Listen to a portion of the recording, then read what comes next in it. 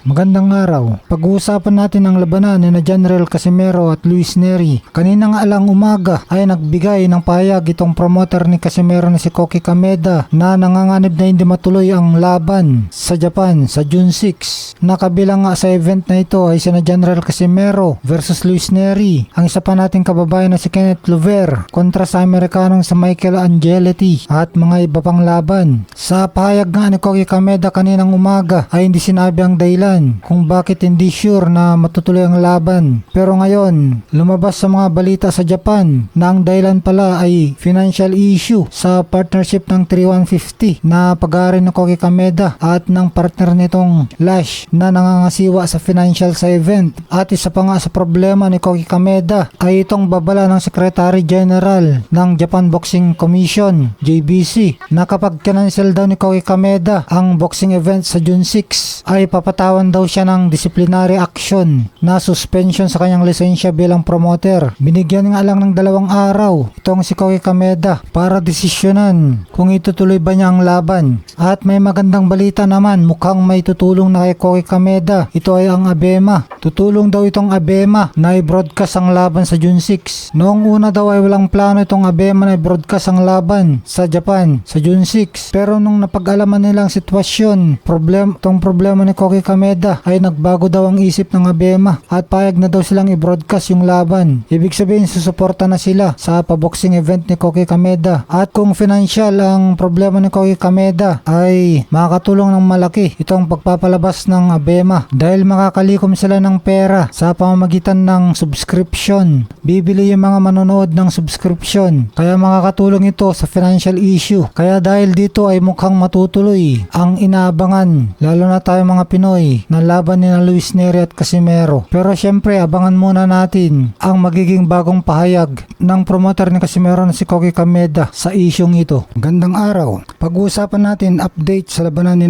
General Casimero at Luis Pantera Nery. Sa kanyang pinakabagong Facebook post, pinakita ni General Casimero na nasa 57.9 kg o 127.6 pounds na ang kanyang timbang. Ito ang patunay na handang-handa na siyang makipagbakbakan kay Luis Nery sa June 6. Kaya makikitang disiplinado din talaga itong si Casimero at talagang suportado niya ang kanyang promoter na si Koki Kameda at talagang loyal siya. Dahil maski nagkakaproblema ngayon si Koki Kameda at pwedeng hindi matuloy ang kanilang bakbakan ni Luis Nery dahil sa financial problem na kinakaharap ngayon ng kanyang promoter na si Koki Kameda sa boxing event nila sa June 6 na gaganapin sa Japan ay inaayos pa rin ni Casimero ang kanyang timbang at nagbabaka sakali na matuloy pa rin ang bakbakan nila ng Meksikano na si Luis Nery. 127.6 pounds nga ngayon ang kanyang timbang kaya 3 libra na lang ang kailangan niyang bawasan para makuha niya ang 124 pound na catch weight limit at may natitira pang 2 linggo para kunin ang tamang timbang na ito kaya konting kembot na lang at wala ngang problema itong si Casimero sa pagkuha ng timbang maski wala silang ibang kinuhang strength and conditioning coach at inako lahat ng kanyang kapatid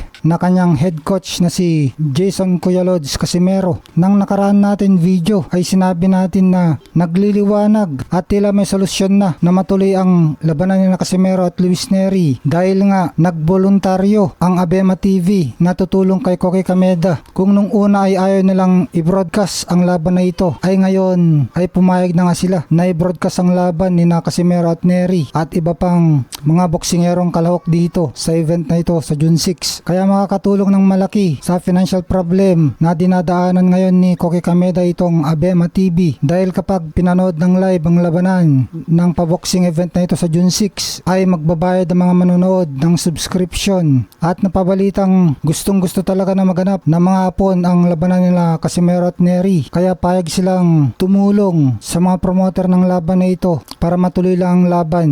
Syempre sikat sina General Casimero at Luis Nery sa Japan kasi minsan silang naugnay sa kanilang hero sa boxing na si Naoya Inoue at ito nga tiwalang tiwala si Coach Jason na mananalo si Casimero kay Luis Nery dahil pagkatapos daw nilang iligpit si Luis Nery ay baka ang pound for pound superstar na si Junto Nakatani na ang sunod nilang kalaban. Kaya maghintay lamang tayo ng mga susunod na updates dahil malamang magawan pa rin ang paraan upang matuloy ang laban ni Casimero at Nery. Samantala, pagkatapos nga magpahayag si Casimero ng posibilidad na makansela ang laban nila ni Nery na nakatakdang ganapin sa June 6 sa Japan ay agad bumanat ang numero 1 critic politiko ni Casimero na si Silver Voice TV. Ayon kay SV, instant karma daw kay Casimero dahil isang araw lamang matapos nitong laitin ang laban ni Carlos Martin at tawaging pang barangay fiesta lang ito, ay agad naman lumabas ang balita na posibleng hindi matuloy ang sarili niyang laban. Syempre, pagtatanggol ni Silver Voice si Carlos Martin kasi kapwa sila nagtatrabaho sa MP Promotions. Samantala, ayon sa reliable source sa loob ng MP Promotions, ay handa daw silang patulan ang ilang taon ng pagkahamon ng current WBO Global Super Bantamweight Champion na si Philippus Ngitumbua. Payag daw silang ilaban ang kanilang hawak na undefeated top contender na si Carlos Martin, number 2 sa WBO ranking. Pero tinatanong ngayon ng MP Promotions si Philippus kung magkano raw bang kayang i-offer ang promoter nito kay Martin para matuloy ang laban. Diba promoter din ng MP Promotions? Bakit kaya hindi na lang sila ang mag-finance ng laban? Kasi ito ang gusto ng mga manonood na bakbakan na magandang test kung kaya na ba ni Carlos Martin na lumaban sa isang world title fight, lalo na kina Naoya Inoue o Junto Nakatani na talagang pang pound for pound ang kanilang skills. Wala namang problema kay Carlos Martin. Payag naman siyang labanan si Philippus. Tingin natin na malayo naman ang diferensya nitong si Philippus sa huling nakalaban ni Carlos Martin na si Carlo Demesilio na hindi kilala at napakadami ng talo, 12 losses. Itong si Philippus talagang may belt pa, international belt, at nakita natin sa kanyang laban